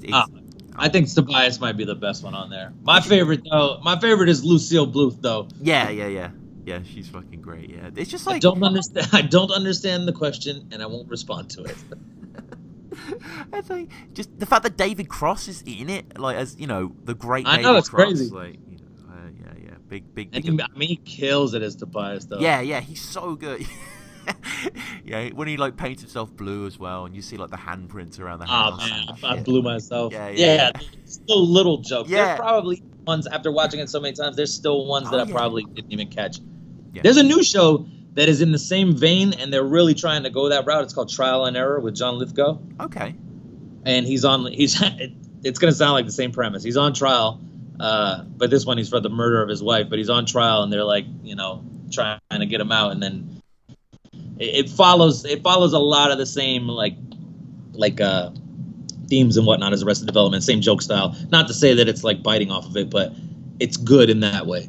Okay, I'm gonna check that out, man. That sounds right on my street. And viewers, you should too. Let's get back to some battle rap now, All right. because there's so much to get through. We're only in the 2010s now, going past Coolez and stuff like that. But we've got. Well, it's gonna start dwindling down at this point. Yeah, it's slowly bottlenecking, definitely. But there's still going to be a bit of a apex here. You went over to Australia, is that right? To Battle Anecdote. I did, yeah. Me, Dirtbag Dan, and the Saurus. Crazy, man. Like, traveling over there, traveling for Don't Flop, but you must have been pinching yourself at the time. Oh, it was crazy. And I think we were just like the pioneers of like battle rap travel. I was part of like every one of those trips. Yeah. That event was, first of all, that trip is probably the best battle rap trip I've ever had. Right. And that event was awesome. Like, it's a shame that God Beef like doesn't exist anymore or whatever. And I don't know the specifics of this guy's life, but that event was awesome. I battled Anecdote, and then I battled the 2-on-2 with Saurus and Justice and 360.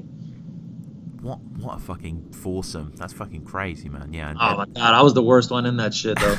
Yeah, but I mean, there was so many. Justice, are you kidding me? Like 650,000 views as well. That one's got. So I know. If I would have known, I took the Anecdote battle extra serious because it was the 1-on-1, and then for that one, I was like, I got a lot of good stuff, but I was mainly. The Saurus didn't have any other battle, so I was like, I was gonna let him handle the majority of the battling, But in retrospect, I should have just wrote the majority of my best shit for the 2-on-2 had I known it would hit like it did, and then the Anecdote one I still would have done good, but I would have put my main focus on the 2-on-2. Yeah, no, sure. And I'm not a two battle guy. I don't have like who is man. My memory's shit. I'm not a two battle a night guy. It's a lot to ask of anyone's mental capacities. What was Red Bull MC? You battled One Way and Dirtbag Dan on this, right? Oh yeah, I did it for 2 years in a row. Red Bull was throwing these freestyle events. They included battling. Well, they didn't include battling until your boy Madness fucked up the whole vibe. Right. The first one was in San Francisco, and this lineup was crazy. It was like me, Dirt, Saurus, Disaster, Ilmac. I know I'm leaving somebody out. Maybe No Can Do. Yeah, No Can. What a ridiculous list of people in a freestyle event. But they would pull up like, all right, we're gonna show you all these shapes, and then you gotta use the shapes in a freestyle or whatever. And everyone gets up there. There's like, there's a cup and a car tire, and they're like, yeah, what's up? And I got my cup, and I'm riding on my car tire and all that shit. I start fires, whatever. Right. So I got up there, and I was like, man, fuck all this regular freestyle shit. I'm just going to diss this dude, but using the images, So I basically took whatever thing they gave us, and I used it to diss the other person. And then that changed the whole vibe. Then everyone else was like, oh, that's how we're doing it now. So I was like, I'm not going to enter no freestyle competition and I'm good at freestyle, but I'm not going to sell you on how cool I am at, rhyming pictures. So I just turned it into a battle, and I think the finals were Dirt and No Can, right? Yeah. A very controversial decision on that one. And then the next year was Los Angeles. I got asked to be in it again. I said yes, and it was me, Dirt, I think Saurus again, Caddy Ron, rest in peace, Disaster again, and the finals were Dirt and Caddy. Right. and Dirt 1, I think. Okay. And I battled Dirt at both of them. I don't know how. And in front of those crowds, Dirt is always going to kill because a lot of that crowd is not a battle rap crowd. And they see like, and Dirt's obviously good, but he can also use that X factor of like, yo, who's this guy with a beard and like all this shit, you know what I mean? Right. It's like bringing that back again. It's like, oh shit, like I get to reuse this element in my weaponry. That is weird, isn't it? It's just he has extensive facial hair, and not that Dirt Dun's not great, but it is something he's used so well. It's just kind of marked him out, just on this endless sea of It's like how you stereotype how a rapper should look. Now every rapper looks the same. Like I don't think I look like a rapper either, but his is just more prominently like skater, metalhead type of dude visually, and but he's a rapper, and plus and it's like the same thing as me. He's like, we grew up with like all kinds of music, so I'm not all rapped out. Like I like fucking The Doors and Deep Purple and shit. Yeah, The Doors are fucking incredible, man. Like I know. I think a lot of people don't like them. Yeah, they get sort of stereotyped in this sort of hippie dip, which I kind of like anyway. But like, they were so fucking expansive and interesting, and just like I think so as well. Like guitar playing, and they're bluesy stuff. Oh, they're bluesy as hell, man. Like, yeah, they're oh man, and just like okay, some of Morrison's lyrics are slightly nonsensical or whatever, but his melody was always there. He was like an Eddie Vedder. He could like bark as well on the mic, and I'm all right with nonsense lyrics. I don't care. Yeah. Especially like in hip hop it's a bit different because the lyrics is everything, but like on something like The Doors where it's more jam sort of drug people rock. Used to try to do that to Ghostface too, like he ain't even saying anything. Like, right.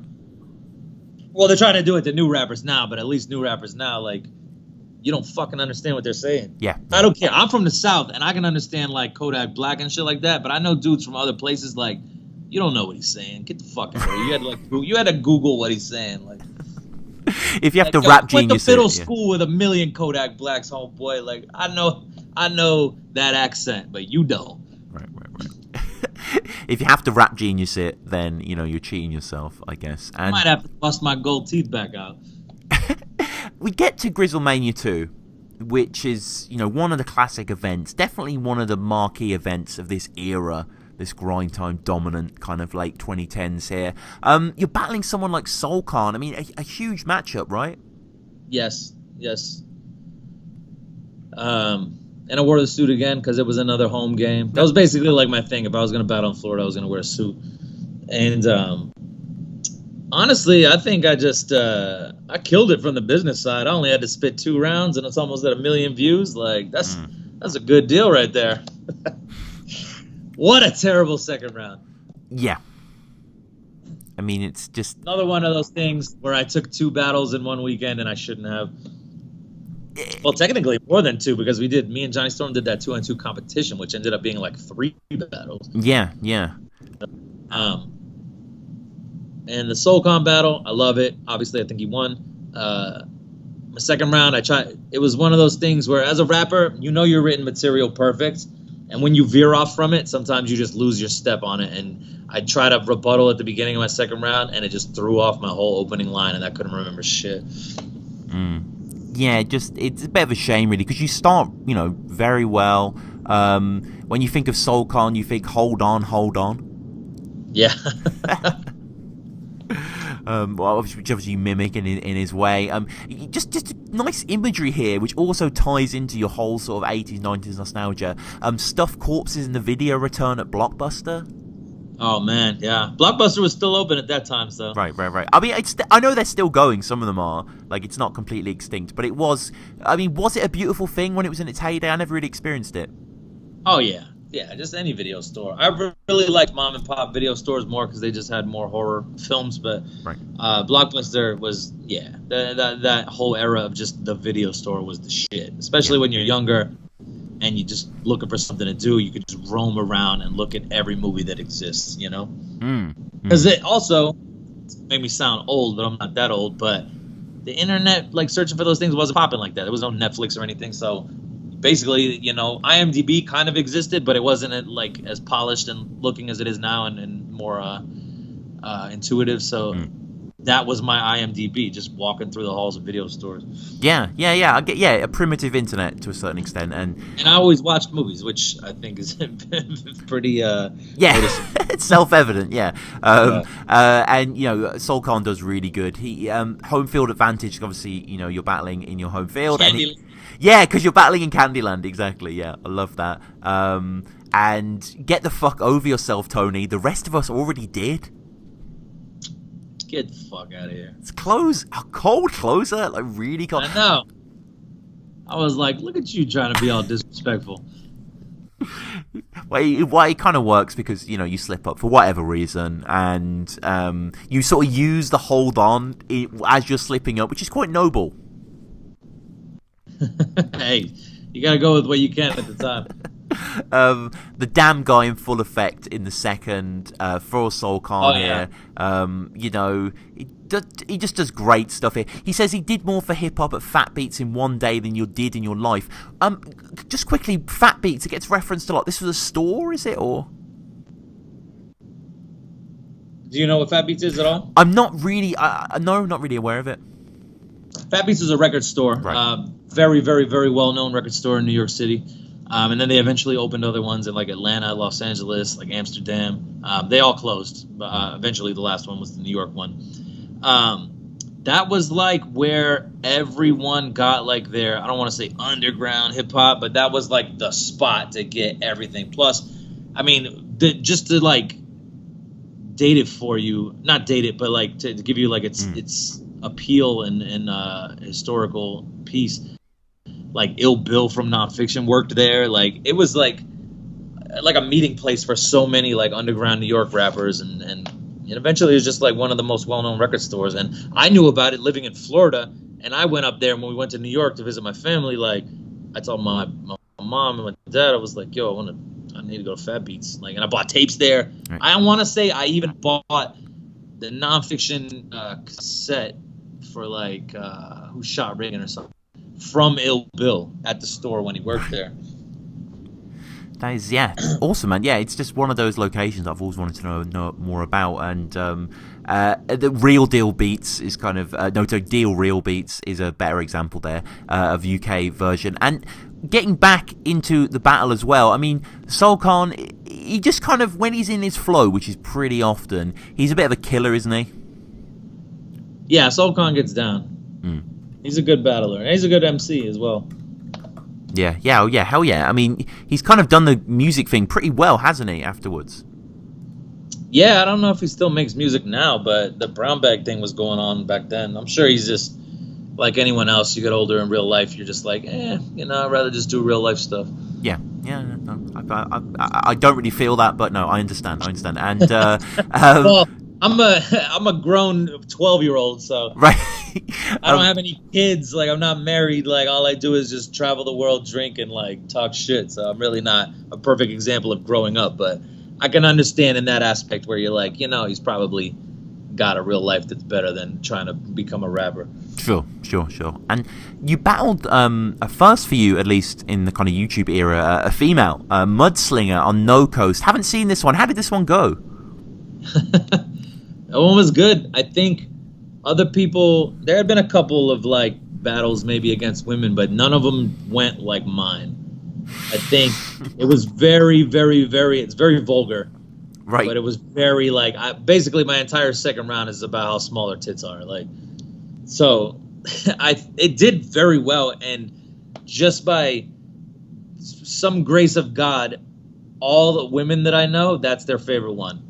And I'm like, do you hear what I'm saying? Right. But, because dudes try to go like against girls. They were always trying to like, and I'll fuck you with a buzzsaw and all this kind of things. And I just did like, just straight up jokes about how small her tits are. Like, just to like, so you haven't seen it, but like to give you an example, it would be like your Wonder Bra called and it still wonders where the fuck your tits are. You know what I mean? Right. Stuff like that. Just like nonstop. And I will give most of the credit to my friends because we just sat around one night and I used so many jokes that my friends and me included have said to women before in this battle. Right. So it's just like It's just like comprised of just all jokes, like and how my friends talk. So, I mean, yeah, we need to. Well, I need to see that one definitely. You get to Cruger now, which Return to Don't Flop, a huge name here, and kind of. What were your thoughts on Cruger going into this? Also one of the best. I think Kruger's one of the best. Also super underrated. I don't know how he wasn't as well known. He is well known, but not as well known as he should be. Mm-hmm. Oh yeah, definitely. He's like in a not that they're comparable rap styles, but in a Kid Twist type of category where like the way he writes is very like there's depth to it, even though it seems like on the surface jokes. Oh god, yeah. I mean, yeah, the lines he can come up with, the originality of his thought is unbelievable. Like, shout out to Cruger. He's definitely shouts to Cruger. Freddie did like 2 videos for us also. Yeah, and he's such a visionary, isn't he? Directorially, like just crazy what he has here. He's a true artist. Yeah, no, for sure. And you guys, I mean, you take the win. It's quite a controversial win. Is that fair to say? Well, I at the time, I think I won off a presence in the room. Oh yeah. Oh no. My presence overpowered his, like, without a doubt, in person. But watching it back, I mean, he definitely won. But I think it was just like he's rather quiet. Have you seen Cruger battle in person? Oh yeah. He's a bit more kind of spoke. I mean, he wasn't like yelling back then, really. Like, especially compared to a voice like mine. Yeah, oh no, for sure. And I think again the novelty of the internet, not that it was not novelty in that way, but you know what I mean, kind of the newness of an international coming into the frame there, that does kind of electrify it. And he does really well. He mentions Kool-Aid's and the waste of money that it was as well. And he drops a reference that I don't know if you would have gotten at the time, just because obviously it was a sort of UK advertising campaign. People only know this, BRR, because you're the guy who sings Go Compare. Yeah. Which is like a sort of... I had to look it up afterwards. Yeah, like an operatic. Also a famous American historical song called Over There. Over There. Oh, yeah. Look that up. It's just using the same melody. Yeah, it's a classic song. So song. it kind of threw me off, and I was like, what? But I looked it up afterward, and I was like, oh, yeah, that is me. Yeah. And, Kruger, like Solcon, ends with a bit of truth at the end. It's kind of a sting in the tail. If you write rhymes as average and act like a faggot, you start to show early signs of madness. Yes. It's pretty nice. You know what I caught a lot of shit for, which I was trying to be funny, and I just don't think people get it. He says something about, like, reading your rhymes or something like that, and I pulled out, from my pocket. Yes. Like, trying to be funny, and then people are like, he's reading his raps. Like, people are fucking stupid. Yeah. I mentioned that. Yeah. Did you not hear what he just said? That's why I pulled it out. Yeah. A prop, in a certain sense. It was my rhymes, but I was just doing it to fuck around from what he was saying. Yeah. No. I mean, you got to go for that. You've got to sort of go in on his physicality here. Look at his face. How the fuck you wearing your inner child on the outside? I think that's like the best line out of my entire thing there. Yeah. It was. It was. I had to battle him and Mudslinger also, back to back in like a week span. Jesus. Yeah, that is. Crazy toll, and Cruger just does well throughout. Really, second strong as well. You play the character of Larry David's manager in Curb. It's a little bit of a reach, but I like the reference. Obviously, that's all right. I'll take any fat dude, right?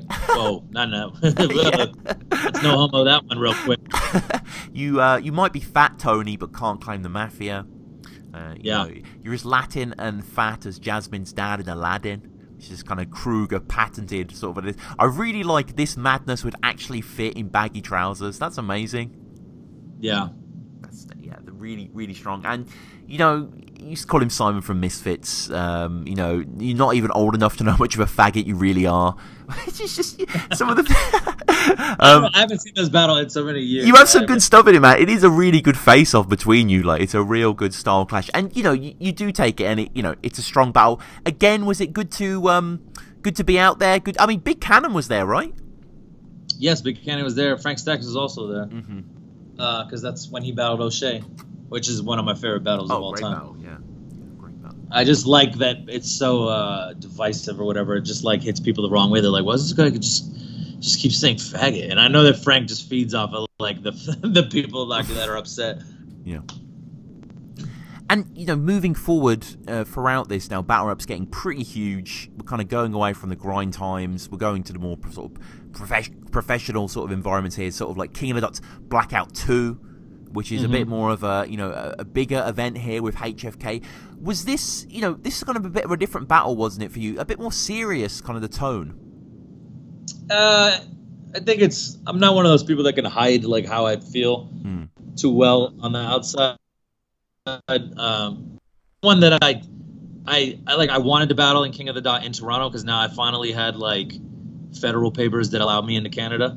And it took how many? I can't even tell you how many years after the Kid Twist like denial into Canada. So I don't know, probably like 7 years afterward, I battled HFK up there. And I didn't really want to battle HFK. Like, I thought he was funny. There's no disrespect to him. It's just I didn't really want to battle him that much. But I was like, I really wanted to battle in Toronto. So I was like, fuck it, I'll do it. And I was like, he kind of looks like me. He's funny, too. Like, we could do it. Yeah. And that's how it came about. Yeah, it was, good battle for you? I haven't watched it since then, so I don't know. Right. I didn't fuck up, so it's probably all right. Okay, yeah. This is, it's just kind of, it was interesting, wasn't it? And you're on Blackout 3 as well. Were you appreciating the sort of cinematography change? Because this was really when it kind of raised a bit higher, wasn't it? There was a bit more of a flair to the viewing. Yeah. Those venues that they have in Toronto are awesome, too. Yeah, they're just the crowd there were just insane.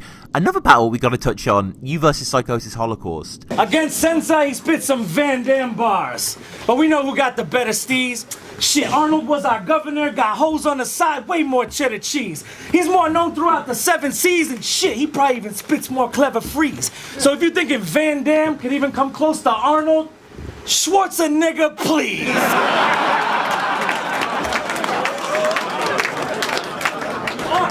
Arnold bars. Listen, Junior. The movie bars battle. Like, before we get onto these sort of subjects, like, obviously Psychosis Holocaust, what a dude that guy is. Oh, yeah, Theo's my man. Yeah, he's the guy, man. Like, just... I talk to him every day almost. Like, we have like group chats and just talking movie shit. Right. Oh, shit. I bet there's so many, like, interesting bits of trivia dropped. Oh, yeah, every day. And you guys battling, was it how did you decide to do an actual movie bars battle? I want to say that it was Er's idea, to be honest. Because they always have like themed ones here and there, right? Yeah. And it was like, what do you think about a movie battle against Theo? And I was like, all right. I was like, cool. I had never done like a concept battle like that before. I was like, I know movies and TV, so yeah, I'm in. And what about Fourth Birthday as a whole? It was a mad event, wasn't it? That also one of the best events I've ever been to. Yeah. 2 of my favorite battles ever are from that event. I'm guessing one of them's Arsenal Shutty. Absolutely. And the other one is Ocean Tony D. Ocean Tony D, yeah. So good, that one as well. And you sort of, you talk about his moniker being from a Star Trek villain name generator, which is pretty spot on. Moses, bring mayhem when I attack the block. I appreciate back then that was quite a niche reference. Yeah, I was like, you know what? There's gonna be somebody here that's seen it. I mean, it's fucking that battle. I entirely did not care who got the references. I was like, I'm using fucking. This is the one where I'm using every reference that only my friends get. No, it's good, man. And it's crazy, isn't it? I remember seeing Attack the Block when it came out, and not obviously. I watched it because Joe Cornish directed it rather than anything else. That's what I was interested in. Right. But obviously, John Boyega obviously is gone on to be an A-lister in Force Awakens and whatever. Yeah. Like, how crazy that was literally his first film, and then he was just on the biggest franchise ever. He's good. He killed it as Moses, man. He did. Yeah, he was. That's a really good movie. Great actually. movie, obviously. Yeah, great movie. Because it does a really nice screenwriter's trick where, because they rob the woman at the start, it makes you kind of hate them, but then you get on their side. Isn't she the new Doctor Who? That's her. Yeah, it is. Yeah. I can't say I'm the biggest Whovian. That's one that I don't know anything about Doctor Who. But I don't want to upset people. I do know that it's her. Yeah, Doctor Who madness. It's trash. Like it is trash. Yeah. I just kind of it's this, especially in Britain. It's this huge thing that you kind of have to watch, and it's not very good, really. I did have like a TARDIS reference in there, like right. Well, I mean, you could say retardis. I don't know if that That's well, I said I had the whole thing, but something that bitches the TARDIS. Like I don't know at the end in the the PH battle, but I really don't know much about Doctor Who, but I've been to around enough nerd shit in my life that I know enough about it. Yeah. You have the Schwarzenegger scheme in the second. Are you a big fan of Arnie? Oh yeah, of course. But it was also kind of like a playoff of him doing the Van Damme ones against like Senza, maybe. Yeah. Yeah, he did the. But yeah, of course, those are like the staples of my childhood: Arnold, Sylvester Stallone, Bruce Willis. Even the kids in Damn. Yeah. Even the kids in Kindergarten Cop. Yeah. Yeah, I love when that. I'm pitching on the block, even the kids in Kindergarten Cop. Fuck Dame, scream my name like 3 times. She came like Beetlejuice, which was yeah. I mean, you got to do that stuff. And Psychosis had some really intelligent stuff in his second, comparing you. I like that his approach was different than mine. Yeah. I thought that was dope. Yeah, he's very versatile. Comparing you to directors like you come from Grind Time and directors like rebooting the franchise. That's dope writing. Yeah, really good writing. Sort of American. And it's like, as a movie lover, I'm like, motherfucker. Yeah. Don't call me that. How dare you call me the reboots? American DVD only get played in your own specific region. Yeah, that's dope too. Fire, yeah. Like some of the. I think that battle's so underappreciated, but I also understand why it's not for everybody, which is totally fine with me. But there's no reason why, because the battle's got 53,000 views. It's fantastic, as you say. There's no reason why it wouldn't go viral on Reddit, on the movie subreddit. Like I can't see why it wouldn't. Okay, it's battle rap, it's don't flop, whatever, but it has that appeal. Obviously, the references are excellent. Some of the references are so niche. Put Palm the Four by your dome, like Pauly Shore. Oh, yeah. Damn. By your dome. Like, I heard someone else use it later, and I was like, yo, I did that shit like 5 years ago. Oh, man. Which I would guarantee I probably wasn't even the first one to do it, to be honest. But I had never heard anyone do it. But yeah, that's what I'm saying. Biodome. Like, how many kids in that crowd even fucking know what Biodome is, or even who Pauly Shore is? Yeah, I've got to admit, I had to look it up. I was aware of Pauly Shore because of the Comedy Store and Mitzi. But I think I knew Biodome was one of his films, so I'd have to look at it. It looks like a terrible film, and I saw on Rotten Tomatoes it's like horribly reviewed. Nah, I don't trust Rotten Tomatoes. I mean, you can trust it sometimes, but those ones are like, they're not going to have high ratings regardless. But it's comedic classic. Okay, I'll check it. Is it him and is it Stephen Baldwin? Yes, it is Stephen Baldwin. Okay, yeah, maybe. No, it might be Billy Baldwin. Damn, it's been a while. One of them, not Alec. One of the Baldwin brothers. Yeah. And again, Psychosis flips this all Weekend and Bernie's thing, dead person that people are holding up. Yeah, and it is Stephen Baldwin, by the way. I looked it up. Okay. Got that IMDb app popped on the phone. Yeah, we're a long way from the Blockbuster days, I guess. So you can you can sort of flex that out, and yeah, that is a great battle. You battled PH as well, quite recently. Pumpkinhead PH, yeah. Well, you battled PH and MPH, yeah, but you battled Pumpkinhead on Grind Time Now. How did this come about? Well, first of all, PH was my man. Like, I had known him for a long time. He came to like one of the freestyle battles down here many years ago. And it was Mad Ills who was throwing an event, and it was a Grind Time event, one of the last ditch efforts to keep Grind Time alive.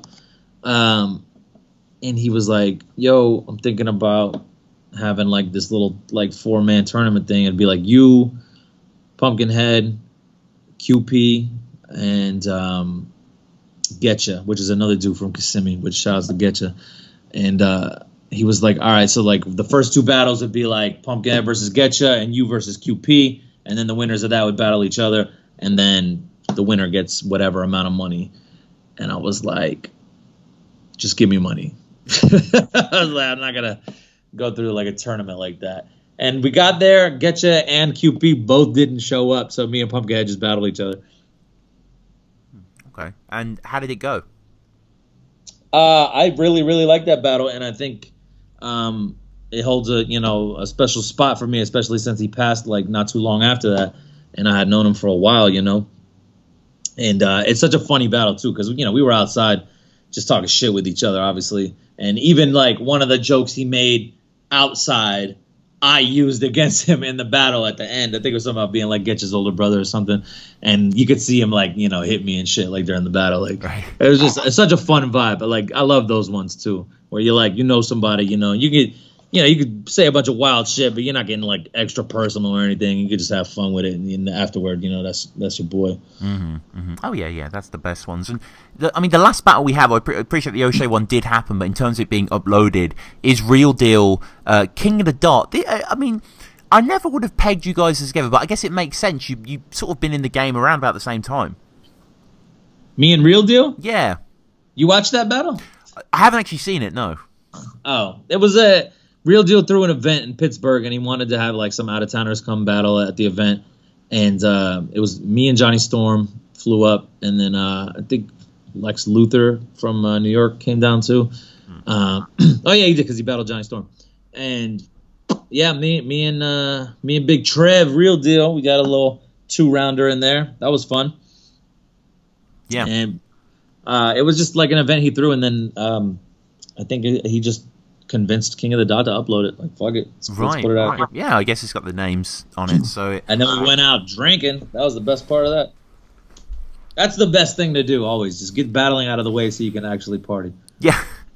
Battling gets in the way of real life. Now we need to talk about Bodied, which right. Majorly fucking excited for. So, like, I was excited for it anyway. It's a battle rap movie, but the fact that it's directed by someone like Joseph Kahn, his legacy is incredible. Kid Twist wrote it. It's getting all these brilliant reviews. You say don't trust Rotten Tomatoes, and maybe not trust them all the time, but their rating's very high for it at the moment. Everything's subjective, right? It's just like battle. Like people are gonna like things that you don't like, or vice versa. But go ahead though. And how did you come to be involved with the project? Well, it was actually my second time working with Joseph Kahn. I worked with him on the Power Rangers short that he did with James Vanderbeek and Katie Sackhoff and them. You ever seen that? I knew you were in it, but I haven't actually seen it. No, it's so fucking cool. I have that was the coolest shit I had ever done at that time. Obviously, Bodied eclipsed that, but so yeah, he cast me in the Power Rangers thing, and he's just a huge battle rap fan, which I think is well known at this point. And he actually had me read. He hit me up and he's like, "Hey, can you take some acting classes?" And I said, "Yeah, no problem." And he's like, "I want you to read his audition, right? Yeah. I want you to read for one of the leads in this movie." So I read, for one the main Spanish dude in the movie or whatever. I didn't get it, but they eventually just gave me a different part. So I got like a nice little rapping part and like a follow-up joke or whatever. But there's so many battle rappers in this movie. It's out of control. It's so dope. But yeah, that's how it came around. Like, so I was already, I had already known Joseph Kahn. He's a good dude. And yeah, he just invited me to be in his next project. And it had just so happened to be about battle rap. And he didn't tell me Kid Twist wrote it, but when they sent me the script, it said written by Alex Larson, and I'm like, is this who I think it is? Yeah. Yeah. I had Dumbfounded's name on it and Disaster's name on it, but they're real names. And I was like, oh shit, they're in this too. And I was like, is this a movie about battle rap? And I started reading the script, and I was like, holy shit, it is. Oh man, yeah. Because I read Bodied, and I thought it was a horror movie. Right? Yeah, I guess so. Yeah, that makes sense. But that's crazy, man. Yeah, I mean, I appreciate you can't give away too many details. It's yet to be released, but I'm guessing you're very happy with the product. You must have seen the whole thing, right? I did. Yeah, I went to the premiere and everything. Me and Kid Twist battle at the premiere, and then I got to go and to the premiere and all the after parties and whatnot. Fantastic movie. As a movie person, I loved it. Like, brilliant. Nothing better than going to a movie that you love and then you're like, oh, I'm in it. And they used one of my songs in it. So it's like, it's just cool all around. And hearing the crowd cheer for it and like cheer for the main cast when they went on stage and the director is so fucking cool. Yeah. Because it's I see it from a different perspective. Even though I'm involved with it, and it's a movie about like a sport that I've done, for so many years. It's like I'm still a movie dude, like before anything. So like it's just amazing. Yeah, it is. It's truly amazing that you're in it, man. So good. Majorly gassed for that. So we'll wrap up a few quickfire questions as we always do. The first one, I guess we'll vary it up a little bit here. Your favorite grind time battle? Favorite grind time battle? Holy shit. I don't know. It's probably a dumbfounded one, I'm sure. Okay. We'll say like dumbfounded versus Illusion Z. That's probably like one of my favorites ever. But I really couldn't tell you my exact favorite because there's so many. Yeah. What about King of the Dot? King of the Dot, I'll tell you what. 2 of the ones that I always go back to have the same battler in them. Mm-hmm. Well, there's like 3 that I always go back to, but 2 of them, Ilmac versus Bender. The writing in that battle just top level. And then Bender versus Sid Vicious. Oh, so good. Bender is so on fire. Yeah. In that. And I love fucking Pat Stay versus Head Iceman. Of course, yeah, everyone does. Yeah. Popular choice, but yeah, crazy good battle. What about Don't Flop? Osh versus Tony D. And Shotty versus Arsenal. Yeah. Thought so. Yeah. Great duo. URL? You know which one I watch a lot? Or not a lot. I don't watch a lot of battles like anymore, but man, like B Magic versus Tay Rock. Such a good battle. I just love B Magic, man. I love B Magic, yeah. He's also another one who I feel like he is well known, but he should be way more well known. Yeah.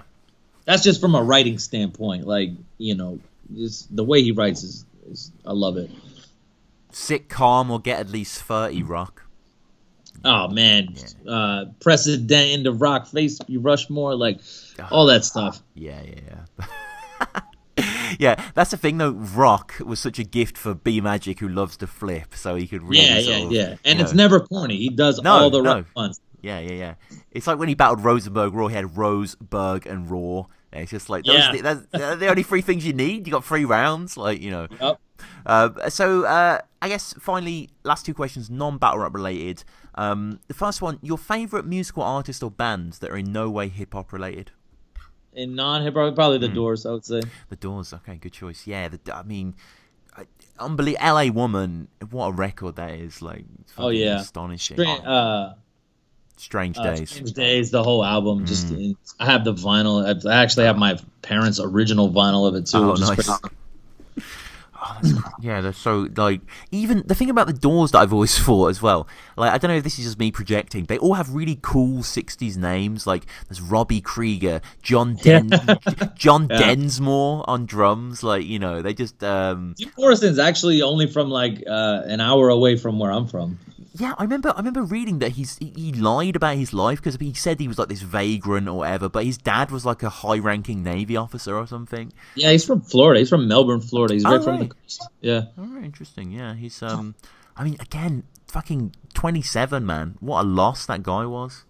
I know. It's crazy to even think, especially now that I've passed that age. It's wild to think how much I've accomplished after 27, to think that someone could lose their life at that age. Even one of my close friends died at 27. It's fucking crazy. Yeah. No, it's awful. It's awful. And final question. I appreciate this might be difficult for someone like yourself. What is your favorite film? Shout outs to Saurus. My favorite film is The Usual Suspects. Yeah. It's not an obscure one. Like, it's I think it is just the greatest film of all time. But there's Aliens, the second one, the James Cameron one, I think is also up there.